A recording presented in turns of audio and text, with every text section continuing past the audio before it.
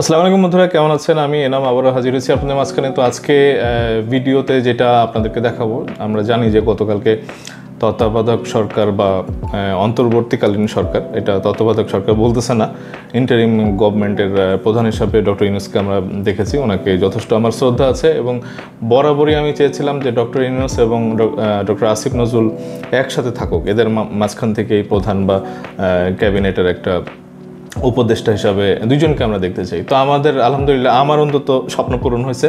তো ডক্টর আসিফ নজরুলকে বরাবরই একেবারে ন্যায্যটা আমরা বলতে দেখেছি এবং সেখানে উনি আমাদের ভারতের কাছে আসলে আত্মসমর্পণ করা এবং এই যে 15 বছরে আমরা যে বিরোধী দলরা যেভাবে নির্যাতিত হতে দেখেছি, বারংবার উনি এসছেন ওনাদের মানে কণ্ঠরোধ করার জন্য। অনেক ধরনের আইন টাইন এগুলি খুনি হাসিনা, আওয়ামী লীগ এরা ব্যবহার করেছে, কিন্তু সেই অস্ত্রে ওনাদের মানে ডক্টর আসিফ নজরুলের মতো যারা কথা বলতে দেখেছি তাদের কাউকেই আমরা মানে থামতে দেখিনি আর কি। তো যথেষ্ট শ্রদ্ধা রইল এবং আমি ধন্যবাদ জানাই এই ক্যাবিনেটের। কিন্তু ওই যে দুইজন ছাত্র যারা আছেন, এই দুইজনের ব্যাপারে আমি গত দুটো ভিডিওতে আমি বারবার বলতেছিলাম যে এরা না বাংলাদেশের ওই শেখ মুজিবকে যদি আমরা জাতির পিতা বলি, অনেকে বলে, বাট আমি পার্সোনালি বলতে চাই না, কারণ উনি বিতর্কিত হয়ে গেছেন ওই গভর্নমেন্ট ফর্মের পরে। বিভিন্ন সময় উনি রক্ষী বাহিনী করা থেকে শুরু করে উনি নিজের দলের মুজিব বাহিনীর একটা অংশ জাসদ হয়ে যায় এবং ইতিহাস আসলে ঘাটলে এগুলি। আমি গতকালকেও আমার এরকম একটা ভিডিওতে বলেছিলাম যে ওই স্বাধীনের পরে যে বিভিন্ন বিতর্কিত ভূমিকা ছিল আওয়ামী লীগের, তার জন্যই কিন্তু আসলে শেখ মুজিবকে চলে যেতে হয়েছে। তো উনি যদি রাজনীতিতে না আসতেন তাহলে হয়তো তার এই করুণ মানে পরিণতিটা আমরা নাও দেখতে পেতাম হয়তো আর কি, এবং সেটাই আসলে উচিত ছিল। এই যে ক্ষমতার লোভটা, এটা আসলে খুবই খারাপ জিনিস। আমরা চাই না যে ছাত্র যারা আমার চোখে তারা সবাই বীর, এই যে সমন্বয়কারী, কিন্তু এটাও ঠিক যে ধরেন, তো আমরা দেখেছি যে ওই সময় যখন খুনি হাসিনার এই মানে প্রচণ্ড পিকে যাচ্ছিল বৈষম্য বিরোধী ছাত্র আন্দোলনটা এবং সেখানে জনতারও অংশগ্রহণ হচ্ছিল আর কি, তো তখন সহ সমন্বয়ক একজন মানে তার পদ থেকে সরে গেছিলেন যে ওনার বক্তব্যটা এরকম ছিল যে না, একটা হরতালের একটা চিন্তাভাবনা হচ্ছিল শেখ হাসিনার এগেনস্টে এবং উনি এটা মানতে পারেনি, মানে কারণ তাদের উদ্দেশ্য তো ছিল কোটার মানে পরিবর্তে যে এই যে শেখ হাসিনার এক দফা দাবিটা, এটা উনি পছন্দ করেন নাই, এই কারণে উনি চলে গেছেন। আমি সাবিপ্রবিতে যে আন্দোলন হচ্ছিল, সাবিপ্রবি আন্দোলনের যে আপনি প্রধান সমন্বয়ক যাদেরকে বলবেন তাদের মধ্যে আমিও একজন ছিলাম এবং গতকাল গ্রুপে বিভিন্ন কথাবার্তা উঠছে এরকম যে সরকারের পতন ঘটাতে হবে বা এরকম 15 বছর যাবৎ শাসন করে যাচ্ছে, তার তো জনগণের প্রতি মায়া দয়া থাকবে না। কয়েকটা এরকম মেসেজে যে কোনো জনগণের সাপোর্ট ছাড়া সরকার গঠন করলে তো সরকার এরকম হবে, সে কেন জনগণের কথাগুলো ভাববে। তো গতকাল যখন এই মেসেজগুলো হলো তখন সময় আপনার মেবি সন্ধ্যা 6টা কি 6:30 হবে। তো তারপর থেকে আমি একটু চিন্তিত হয়ে যাচ্ছিলাম যে এখন আমি কি করব। এখন যারা সরকার পতনের আন্দোলন হয়ে গেছে, আমি পুরোপুরি শিউর হয়ে গেছিলাম। তো এটা নিয়ে ভাবতে ভাবতে দেখা গেল যে গতকাল রাত 11টার দিকে আমি সিদ্ধান্তে উপনীত হলাম যে না, আমি সরকার বিরোধী আন্দোলনে যাইনি। আমার আন্দোলন ছিল কোটা বিরোধী আন্দোলন, আমার মোটিভ ছিল কোটা সংস্কার করতে হবে। তো আমি সরকারের বিরোধী না, এই জন্য আমি আন্দোলন থেকে সরে এসেছি। তো দেখেন, আমি আমার ভিডিওগুলি তো এরকম, আমার যেহেতু আমি এখন স্বাধীন, আমি কথা বলতে পারি, আমার এরকম সাইবার যেই কালো আইনগুলো আছে সেগুলির মানে ওইরকম আর ভয় ডর নাই, আমি আগেও বলেছি। তো দেখেন, এই মানে এই মুক্ত পরিবেশে আসলে কথা বলতে পারতে হবে এবং আমি আমার ভিডিওগুলোতে দেখেছি যে আমি যেহেতু বলতেছি যে আমি এই ছাত্র সমন্বয়কারীরা মানে রাজনীতিতে না আসলে যেটা হবে যে তারা বরাবরই একটা বীরের মানে কী বলে পরিচয় পাবে আর কি বাংলাদেশে, এবং শেখ মুজিব যেটা পারেনি সেটা যেন এরা পারে আর কি। তো আমার খুব কষ্ট লাগতেছিল দেখতে যে দুইজন আবার ক্যাবিনেটের উপদেষ্টা হয়ে গেছে আর কি। তো এখন তাদেরকে আবার সচিবরাও স্যারটা ডাকবে। তো এইটা মানে বয়সে বড় যিনি আছেন, একটা যোগ্যতা সম্পন্ন হতে হবে, তাদেরকে খাটো করতেছি না, তারা যথেষ্ট হয়তো ট্যালেন্টেড বা যেই বীরত্ব তারা দেখেছে তাদের সেই সম্মান আমরা দিতেই পারি, কিন্তু এটা মনে হয় খুব আর্লি হয়ে গেল তাদের যে এই একটা ক্যাবিনেটের মতো একটা জায়গাতে তত্ত্বাবধায়ক সরকারের মধ্যে ইনভলভ হওয়া। এবং আমি এটাও চাই না যে তারা রাজনীতিক একটা ফরমেশনের মধ্যে আসুক আর কি, তাদের নিজেদের যোগ্যতা করে তারা আসুক আর কি। এটা ছিল আমি আমার বরাবরই আমি আমার লাস্ট দুটো ভিডিওতে এটাই বলেছি। কিন্তু এক শ্রেণীর মানুষ যারা নাকি ধরেন খালেদা জিয়ার আমলটাও দেখেনি, যাদের ছাত্র আমাদের অনেকে বলে কি, যেমন ডক্টর ইউনূস ওনাকে আমরা বলতে শুনেছি যে 2/3 হচ্ছে যে বাংলাদেশের ইয়াং পপুলেশন আর কি। তো এদের মধ্যে আবার অনেকে 2/3 হলে হয় কি যে 18 কোটি যদি হয় তাহলে অলমোস্ট 12 কোটি ইয়াং, এটা উনি বলতে চেয়েছেন। আমি আসলে পরিসংখ্যান ওরকম রেকর্ড কাটতে চাচ্ছি না। তো এটার মধ্যে আবার যারা একেবারে ছাত্র, ইউনিভার্সিটি মানে স্কুল থেকে ইউনিভার্সিটি পড়ুয়া যারা ছাত্র আছে, এদের সংখ্যা কত হবে? এটা 4.5 কোটি এরকম, এটা আমি ধরে নিচ্ছি আর কি, আমার যদি ভুল হয় আপনারা ক্ষমা করবেন। তো এদের মধ্যে আবার আদর্শগত ভেদাভেদ আছে, যার জন্যই হয়তো এই সহ সমন্বয়কারীকে আমরা ওই সময় পদত্যাগ করতে দেখছিলাম।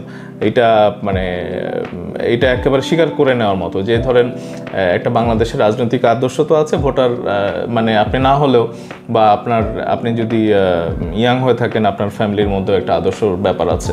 তো সেই ক্ষেত্রে বিএনপি, জামাত বা আওয়ামী লীগ এরকম ঘরানার একজন থাকবে, এটা স্বাভাবিক। তো এই ছাত্র কমিউনিটি যারা এখন রাস্তায় বেরোচ্ছে, থানাতে একজন আমি দেখলাম যে থানার পুলিশ অফিসার রাজনৈতিক দলদের একটা রেফারেন্স টানতেছে, ওনারা হামলায় পড়তেছে। হ্যাঁ, আমি আবার এটাও দেখলাম যে হেফাজতের হয়তো যারা নাকি হেফাজত ইসলামের যারা মৃত্যুবরণ করেছিল কোথায়, শাপলা চত্বরে, তো তাদের কিছু একটা ইমোশনাল একটা ব্যাপার আছে। আমরা তো এগুলো সব কিছুর বিচার চাই।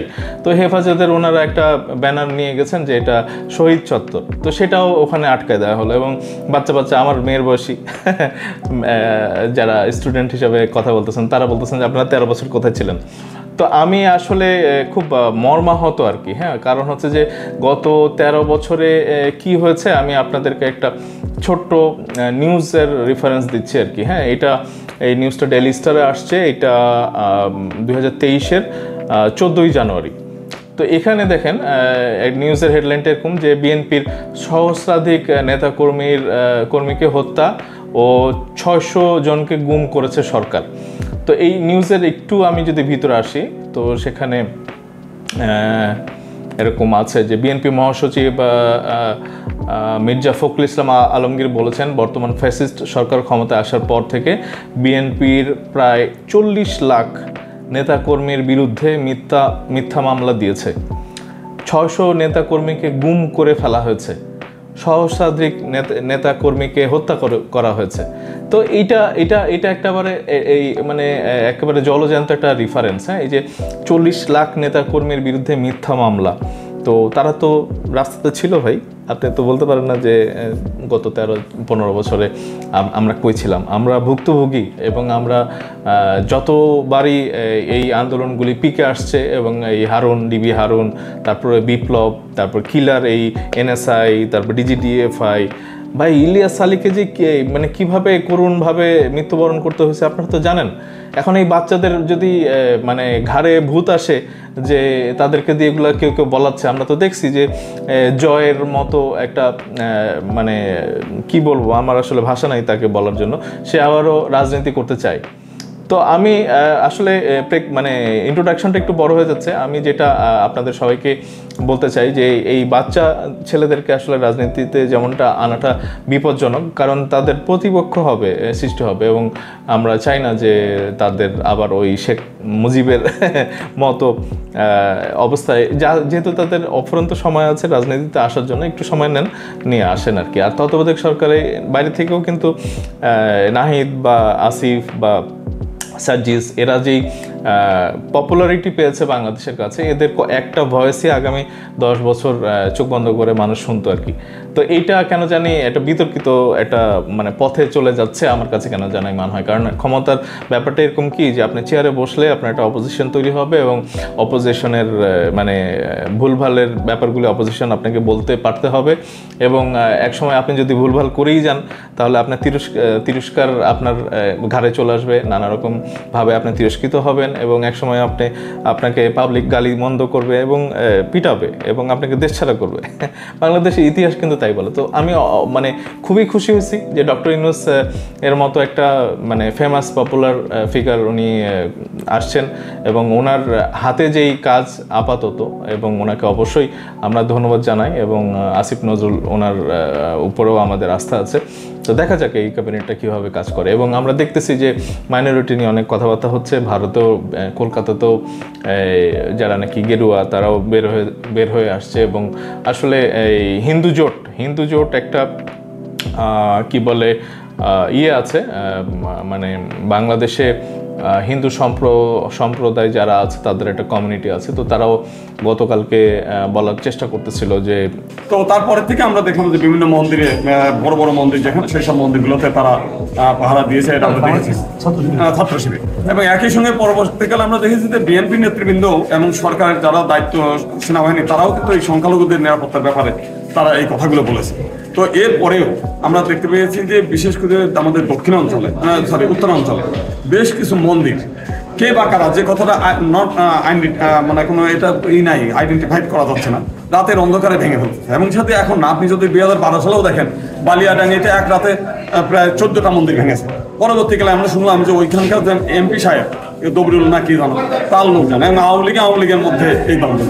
তো সেই কারণে আমরা দেখছি যে রাজনৈতিক ফায়দা লোটার জন্যই কেউ পরাজিত শক্তিরাও ভেঙে অপরপক্ষকে ঘায়ল করে এবং অন্যরাও এই সুবিধাগুলো নেয়। তো সেই কারণে আমির জামাত যেটা বললেন, যাতে এই মানে যারা ঘটনা ঘটে আপনারা ধরবেন এবং তার পরিচয়টা নিশ্চিত করে মানে প্রচার করবেন। যদি আমার দলের কোনো লোক কোনো ঘটনা ঘটায়, তাহলে সঙ্গে সঙ্গে এটা ধরবেন, আমাদেরকে জানাবেন, তার কি ব্যবস্থা নিতে হয় সেটা আমরা নিব, তার মানে কঠোর ব্যবস্থা নিব। একটা গ্রামে সব হিন্দুদের বাড়ি ঘরে হামলা করেছে এবং তারা নিশ্চিত করে ভিডিওটা আসছে বিভিন্ন ফেসবুকে, তারা বলছে যে তাদের এই জমি জমা নিয়ে বিরোধ এখন তার সুযোগ টানেছে। একজনের দেখলাম যে জার্সি গায়ে দিয়েছে, বিএনপির জার্সি গায়ে দিয়ে কোনো এক মন্দিরে হামলা করতে গেছিল, সঙ্গে সঙ্গে তারা হাতে নাতে ধরছে। পরে দেখা গেল যে একজন টাকা দিয়ে তারা পাঠাইছে, সে মূলত আওয়ামী লীগের লোক। এইটা আসলে মানে হিন্দুদেরকে মানে না বিএনপি না জামাত তারা অ্যাটাক করতেছে হচ্ছে আওয়ামী লীগ, এবং দোষ দিচ্ছে হচ্ছে বিএনপি এবং জামাতের।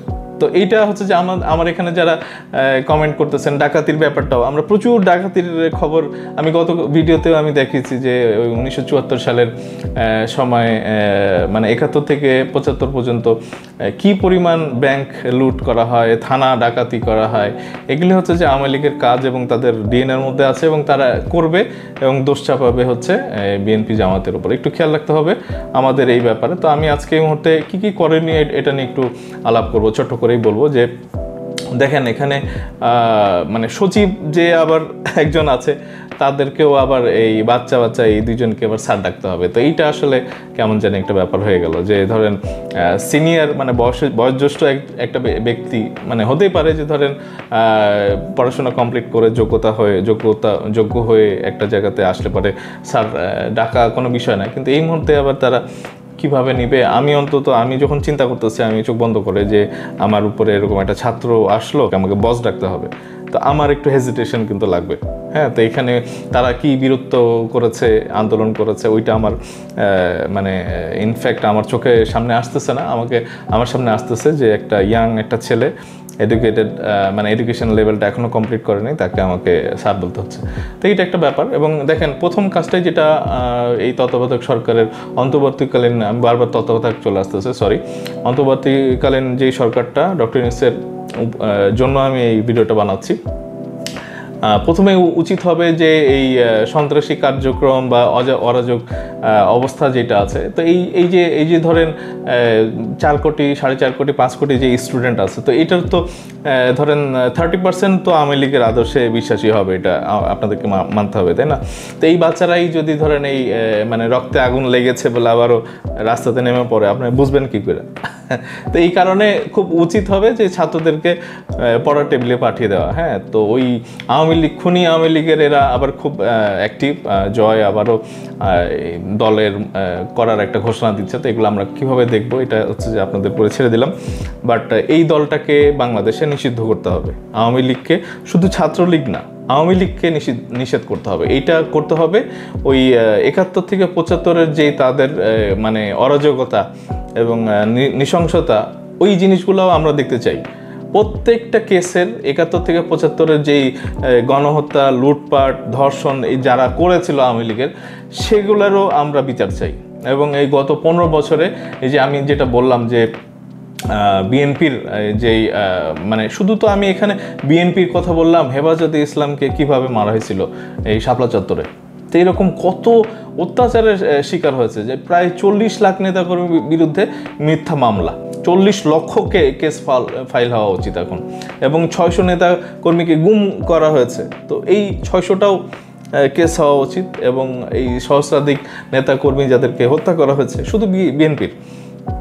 আমার এই ভিডিওটা যদি বিএনপির কেউ দেখে থাকেন, আমি তাদেরকে রিকোয়েস্ট করব যে প্রত্যেকটা নির্যাতনের মানে আপনারা কেস ফাইল করেন, এবং এই খুনি হাসিনাকে সারা জীবনের জন্য বাংলাদেশ তো আসবেই না, এটা আন্তর্জাতিক আদালতে নিয়ে তাকে যে বিচার করা এটা ইমিডিয়েটলি করতে হবে। শুধু আওয়ামী লীগকে ব্যান না, তাদের প্রত্যেকটা নির্যাতনের, এটা দেখেন 3টা পর্ব আছে, 71 থেকে 75 তাদের নির্যাতন, এটার জন্য আওয়ামী লীগ ব্যান হতে পারে, এবং তাদের নেতাদের উপরে মানে বিচারের কাঠগড়ায় দাঁড়াতে হতে পারে। এবং এই 2006, 7, 8, 9 থেকে এই আজ পর্যন্ত এই যে 15 বছরে, এই 15 বছরে 3টা টেনারে যে হাসিনা আসছিল, এবং এই 40 লাখ নেতাকর্মীর যে মিথ্যা মামলা, তারপরে 600 নেতাকর্মীকে গুম করা এবং হাজারো নেতাকর্মীকে হত্যা করা, এগুলির বিচার হবে। এবং এটা শুধু বিএনপি না, এর বাইরে আরও আছে। এবং এই রিসেন্টলি যেটা ঘটলো আর কি গত 2 মাসে, এটার মানে প্রত্যেকটা একদম টাটকা রক্ত, মানে রাস্তা থেকে কিন্তু এখনো রক্ত শোকায়নি। এটার জন্য আওয়ামী লীগকে ইমিডিয়েটলি নিষিদ্ধ করতে হবে, এবং প্রত্যেকটা মানে বিচারের যে ঘটনাগুলি ঘটেছে সেটার জন্য কেস ফাইল করতে হবে, এবং তাদের প্রত্যেকের বিচারের ভিতরে নিয়ে আসতে হবে। আচ্ছা, সেকেন্ড যেটা, সেটা হচ্ছে যে গণভবনে আমরা দেখছি যে মানে ভাঙচুর করা হয়েছে, এবং এই যে আওয়ামী লীগের যত প্রপার্টিজ আছে, এটা শুধু তাদের নিজস্ব যে অফিস যেগুলা আগুন টাগুন লাগছে এগুলা না, এগুলো প্রত্যেকটা এই সরকারি দপ্তর হিসাবে ডিক্লেয়ার করতে হবে, এবং যে গণভবন থেকে শুরু করে তাদের যে পার্টি অফিস আছে, এগুলার পার্টি অফিস হিসেবে থাকবে না, তাদের এই প্রত্যেকটা অফিসে আমরা এই শহীদদের নাম লাগাই দেবো আর কি। এখানে আবু সাইদ থেকে শুরু করে যত মানে মুগ্ধ থেকে শুরু করে যত নাম আছে এই গণভবনে লাগান, 32 নম্বরে লাগান, এবং এক একটা যে হাউসগুলো আছে এগুলো হচ্ছে যে তাদের মিউজিয়াম হতে পারে। এটা একেবারে সোজা সাপটা হিসাব। এই গণভবনটা আমরা এই যে ইয়েটা আছে, ছাত্র জনতার যে গণঅভ্যুত্থান, যারা নাকি আহত নিহত এবং তাদের যেই ইয়েগুলি আছে, স্মৃতিচারণের যেই জিনিসগুলো আছে, সেগুলি আমরা এটাকে আমরা জাদুঘর বানাতে দেখতে চাই আর কি। এবং তাদের প্রত্যেকটা অস্থাবর যেগুলি আছে সেগুলো আছে সব সিজ করবেন, এবং আমরা আমাদের এই ফিনান্সিয়াল যে ক্রাইসিসগুলো আছে সেগুলি আমরা দেখতে চাই। এবং দেখেন, আমি যেটা 3 নম্বর যেটা, সেটা হচ্ছে যে আমি যেটা বললাম যে প্রত্যেকটা মানে কি বলে মিথ্যা মামলা, খুন, গুম এগুলা এবং হত্যা, এগুলোর জন্য কেস ফাইল করতে হবে, এবং দ্রুত এইগুলো অরাজকতা যেটা হচ্ছে এখন, সেগুলো হচ্ছে যে এই 13 বছরে কই ছিলেন যারা বলতেছে, এরা হচ্ছে সব আওয়ামী পুত্র আর কি, আওয়ামীদের জারদ সন্তান, এদের এই কোনো অধিকার নাই বাংলাদেশে আর রাজনীতি করার। এটা হচ্ছে যে আমার মত। এবং তাদের এই নির্যাতন, হত্যা এবং খুন, গুম, এই টাকা পাচার এবং অবৈধ অর্থবিত্তের যে মালিকানা, এগুলা একদম ধ্বংস করে গুঁড়া দিতে হবে। আমি মনে করি যে এই যে 300টা এমপি, এদেরকে যদি অ্যারেস্ট করা হয়, এবং এর সাথে আরও 500 জন এই যে কি বলে নিরাপত্তা কর্মী যারা আছে, পুলিশ থেকে শুরু করে ইভেন আনসার মধ্যেও আমরা দেখছি যে তাদের দলীয় লোক আছে। ছাত্রলীগ ভাই 2000 কোটি টাকা পাচার করতে গিয়ে ধরা খাইছে এরা কোথায়? ফরিদপুরে। প্রত্যেকটা জায়গার লোকজনকে এখানে উঠায় নিয়ে আসেন, এবং এদেরকে ইন্টারোগেট করলে এদের পকেট থেকে লক্ষ লক্ষ কোটি টাকা বেরোবে এক একজনের কাছ থেকে। এই টাকাগুলো উদ্ধার করতে হবে। আমাদের রিজার্ভে সংকট আছে, এই টাকাগুলি উদ্ধার করতে হবে, এবং এদের প্রত্যেকের ব্যাংক অ্যাকাউন্ট, এই বেনাজির থেকে শুরু করে যেগুলো আছে, এই দেশে বিদেশে সমস্ত যে টাকা পাচার করেছে সমস্ত ব্যাংক অ্যাকাউন্ট ফ্রিজ করতে হবে, এবং দ্রুত এই টাকাগুলো উদ্ধারের ব্যবস্থা করতে হবে। এবং দেখেন, আমি যেটা বললাম যে এমপি যেগুলো আছে এদেরকে অ্যারেস্ট করতে হবে, এবং এদের ছাত্রলীগ, যুবলীগ যেগুলো আছে, যারা নাকি এখনও রাস্তায়, আমি দেখলাম যে ওই জয়ের আমরা আবার আপনাদের পাশে আছি, আপনারা রাস্তায় নামেন, কি সব বললো। তারপরে ওই গোপালগঞ্জে আমরা দেখলাম শপথ পাঠ, তারপরে হচ্ছে তারা ওই রামদা মানে তলোয়ার এগুলা নিয়ে তারা বৈঠক করলো। এবং আমি আজকে যেটা দেখলাম যে সেনাবাহিনীর বাস তারা আটকায় মিছিল দিচ্ছে যে রক্তে আগুন লেগেছে। আবার তা আপনাদের এই জিনিসগুলো হাইজ্যাক হয়ে যায় ভাই। এই সন্ত্রাসীগুলোকে যদি আপনারা আটকাতে না পারেন, তাহলে আপনাদের সমস্ত অর্জন শেষ হয়ে যাবে। এবং দেখেন, রিফর্ম করতে হবে।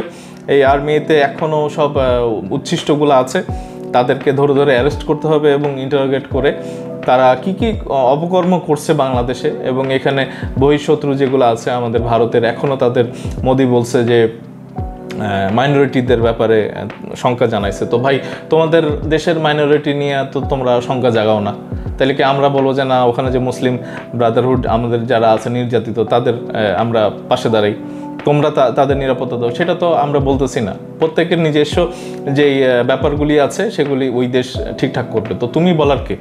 ডক্টর ইউনূসকে উনি কনগ্রাচুলেট করতে গিয়ে এই কথা বলছে যে বাংলাদেশের মাইনরিটি আছে যারা, তাদের দেখভাল করো। তা আমরা তো জানি যে এগুলো সব আওয়ামী লীগ করে অন্যদের দোষ চাপায়, এবং এগুলোর মদতদাতা ছিল মোদি। তো জাস্ট শাট আপ, একেবারে মুখ বন্ধ করো মোদি, কারণ বাংলাদেশ নিয়ে আর তোমাকে খেলার সুযোগ দেওয়া হবে না।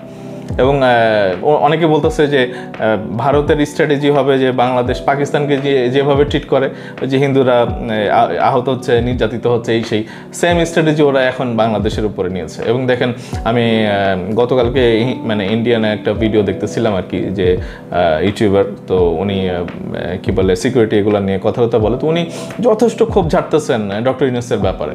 ডক্টর ইউনূস বলছেন না যে বাংলাদেশ অস্থির হয়ে গেলে পশ্চিমবঙ্গ, তারপরে আসাম, ত্রিপুরা, 7 সিস্টার, আবার মায়ানমার, এগুলো ছড়ায় যাবে। তো উনি বিদ্রুপ করে বলে যে 2 মিনিট লাগবে না বাংলাদেশকে ঠান্ডা করতে। তো ভাই, অত্যাচার কিন্তু এখনও ষড়যন্ত্র চলতেছে, এবং বাংলাদেশকে সজাগ থাকতে হবে এই আওয়ামী লীগ এবং ভারতের কাছ থেকে আর কি। এবং রিফর্ম করেন, এই আর্মি থেকে শুরু করে আনসার পর্যন্ত, পুলিশ, ডিবি, হারন টারন যেগুলো আছে, এদের কাছ থেকে টাকা পয়সা বের করেন, এদের পকেটের কি কি আছে না আছে, অবৈধ সম্পত্তি। ভাই, বেনজির একজনই নিয়ে গেছে বাংলাদেশের এই একটা ডিস্ট্রিক্টের পুরো সমপরিমাণ সম্পত্তি। গোপালগঞ্জ ওই কি ব্যারিস্টার সুমন টুমন আছে, ওরা বলতেছে যে আর কদিন থাকলে পুরো গোপালগঞ্জে নিয়ে নিত। তো এইরকম আছে, এদেরকে ধরেন, ধরে ধরে এগুলো উদ্ধার করেন, আর ইলেকশন কমিশনটা রিফর্ম করেন। তারপরে হচ্ছে আমাদের এনআইডির মধ্যে অনেকে বলে যে ইন্ডিয়ানরা ঢুকে গেছে এই সেই, হ্যাঁ, তো ওই এনআইডিগুলা যারা নতুন ভোটার, তাদের এনআইডিগুলো, আমার বাচ্চাও এনআইডি করা হয়নি, তো এই নতুন আমরা যেন এনআইডি যারা ভোটার হবেন তাদের জন্য আমরা যেন খুব ওই প্লাস্টিক মোড়া ওই এনআইডি না, খুব সিকিউরড এইটা। এবং দেখেন এই জিনিসগুলো, এগুলোর আবার কি আছে, এগুলোর আবার সফটওয়্যারগুলো সব ওই যে ইন্ডিয়ান মেড। হ্যাঁ, ইন্ডিয়ার ওখানে যদি বাটন চেপে দেওয়া হয়, তাইলে বাংলাদেশ ব্যাংকের কি বলে মানে ডলারগুলি পাচার হয়ে যায়। এই বাংলাদেশ ব্যাংকের যেই সফটওয়্যার যেটা আছে, সেটাও আমি যতটুকু জানি যে এটাও ইন্ডিয়ান, এবং আর্মির যত এই সফটওয়্যার আছে, যেই সফটওয়্যার, সেটাও ইন্ডিয়ার। ওখান থেকে আপনি এখানে নতুন একজন রিক্রুট করলে এখানে কি হচ্ছে, নাম ঠিকানা, এটা সেটা যা যা আছে, ওর অতিথি যা ডাটা দিবেন সব ইন্ডিয়া দেখতে পাবে। তো ইন্ডিয়ার কোনো সফটওয়্যার আমরা কোনো দপ্তরে দেখতে চাই না, এটা হচ্ছে নাম্বার 1। এবং এটা হচ্ছে খুব স্ট্রিক্টলি করেন যারা এখন তত্ত্বাবধায়ক সরকারে আছেন, প্রায়োরিটি বেসিসে এটা করেন, কারণ ইন্ডিয়ার অ্যাক্সেস বন্ধ করে দেন।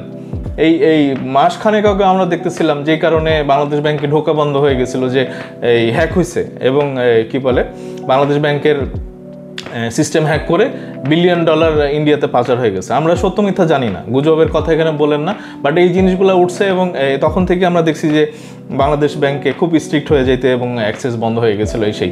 তো এগুলো তদন্ত করেন, এবং এখানে ইন্ডিয়ান অ্যাক্সেস একেবারে বন্ধ করে দেন আপনারা। এবং এই এনআইডির এই মানে কিছুদিন আগেও ইলেকশন কমিশনে হ্যাক হয়েছে, এনআইডির সব তথ্য চলে গেছে। ভাই, এগুলি কারা করে না করে, এগুলা বিশেষজ্ঞদেরকে এখানে মানে অ্যাক্সেস করে দেন, এবং সমস্ত রাজনৈতিক দল টলদেরকে অ্যাক্সেস। এটা আর ভাই, ছাত্ররা ভুল বুঝেন না, আপনাদের এই কাজগুলি না, আপনারা অনেকে জানেনই না। আমি আজকে একটা কমেন্ট দেখলাম আমার এখানে, যে এক মানে ডেফিনেটলি বয়সে অনেক কম, তো উনি বলতেছেন যে সার্জিসের উপর আমি একটু ক্ষোভ ঝাড়ছিলাম, যে সাদ্দামের সাথে তার ছবি দেখছি, মানে ছাত্রলীগের এটা ওইটা, এবং এদের মধ্যে তো আসলে এদের ঘাড়ে ভর করে এই আওয়ামী লীগ এবং এই ভারত আবার তো মানে সওয়ার করতে পারে আর কি। তো এইটা যেন না হয়। হ্যাঁ, তারা রাজনীতি দল করলে যে আওয়ামী লীগের যত প্রায় মানে বেশ 30% যদি বলি, তাহলে আপনার 18 কোটির মধ্যে 30% মানে প্রায় কয়েক কোটি। তো এই কয়েক কোটি যে ভোটার আছে, এগুলো সব সুইং করবে এই মানে ছাত্রদের এই দলের মধ্যে আর কি। তো এখন তারাও তো ওই অবৈধর কাজ করা শুরু করবে। আপনি একটা যখন কমিটি করবেন, 10 জনকে ডাকবেন, এরা তো সব আওয়ামী লীগের ভূত হয়ে যাবে। তো এইটাকে আমরা আবার চাইবো আওয়ামী লীগের আবার একটা বি টিম তৈরি হোক ছাত্রদের মাধ্যমে। নিশ্চয়ই চাইবো না। তো এইগুলো আমি বারবার আমার ভিডিওতে বলতেছি। তো এইটা আপনারা যারা মানে আমাকে অপোজ করতেছেন তাদের ভাষাটা ওই যে -2 আর কি, মঈনুদ্দিন ফখরুদ্দিন, যেটা ভারতের ইচ্ছা ছিল যে বাংলাদেশ থেকে এই দুইটা সরাই ফেললে, ওই যেটা এরশাদের সময় তারা করছিল এই -2, বিএনপিও ছিল না, আওয়ামী লীগও ছিল না, একদম রাজত্ব করছে 9 বছর। তো ওই সিস্টেম আবার এখানে করা হচ্ছে এবং এরা রাস্তাঘাটে যেরকম আস্তে আস্তে ভায়োলেন্ট হচ্ছে বাচ্চারা, তো এরা তো ওই যে মানে আমি তো বললাম যে কয়েক কোটি আওয়ামী লীগের আদর্শে বিশ্বাসী ছাত্র আছে, তো তারা এখানে এসে রক্ত গরম, আবার সেই রক্তে আগুন লেগেছে সব স্লোগান দিচ্ছে। আওয়ামী লীগের নেতারাও এর মধ্যে চলে আসতে পারে। এগুলো যেন সুযোগ আর না আসে। ছাত্রদেরকে দয়া করে এই আগামী 6 মাস 1 বছর একটু আবারও ঘরে পাঠিয়ে দেন, এবং নেতা হিসেবে যারা বীর ছিল, নাহিদকে দরকার হলে ক্যাবিনেট থেকে আমরা পদত্যাগ করে যদি আবার রাস্তাতে দেখি, ওটাই সবচেয়ে ভালো হবে আর কি। জাতির পিতা যেই হতে পারেনি শেখ মুজিব, আপনারা এখনও সুযোগ আছে জাতির পিতার মতো একটা ভূমিকা পালন করতে আর কি। তো এইটাই আর কি। এবং আমার কাছে মনে হচ্ছে যে জাতির আসলে সজাগ থাকতে হবে, এবং এই সফটওয়্যারগুলা এই সজীব ওয়াজেদেরও অ্যাক্সেস আছে প্রচুর, এখানে সে দুর্নীতি করেছে, সজীব ওয়াজেদেরও বিচার হওয়া উচিত। বারবার উনি অনলাইনে আসবে এবং আমাদেরকে একটা ভয়ভীতি দেখাবে, এটা যেন না হয়। বাংলাদেশ থেকে আওয়ামী লীগকে নিশ্চিহ্ন করা হোক, এবং সাথে সাথে খুনি হাসিনার বিচার, তার শেখ রেহানার বিচার, সজীব ওয়াজেদের বিচার, এবং সাথে সজীব ওয়াজেদের ওই আরেক কাজিন আছে শেখ রেহানার এক ছেলে, তো সেও বাংলাদেশের সফটওয়্যারগুলো ডেভেলপ করা, তার একটা নিজস্ব কোম্পানি আছে, প্রচুর কোটি কোটি টাকায় তারা এইসব হাদায় নিছে আর কি। এবং তাদের সাথে ইন্ডিয়ার যোগাযোগ আছে খুব তীব্র। তো এই সফটওয়্যারগুলো যেই মানে তাদের শেখ হাসিনার যে পরিবারের যে দুর্নীতি, এখানেও আমরা একটু তদন্ত করতে চাই, এবং সেখানে থেকেও অনেক কিছু বেরোয় আসতে পারে। এবং দেখেন পলিটিক্যাল যে পার্টিজ যেগুলো আছে তাদেরকে আসলে আনতে হবে। আপনারা এটা আর ছাত্র বলার কোনো দরকার নাই। একটা ফেয়ার ইলেকশন হবে, 3 মাস ম্যাক্সিমাম হয়তো 4 মাস, এই দ্রুত সময়ের মধ্যেই আমরা একটা ক্ষমতা হস্তান্তর। দেখেন এই ভ্যাকুম কিন্তু রাখা যাবে না।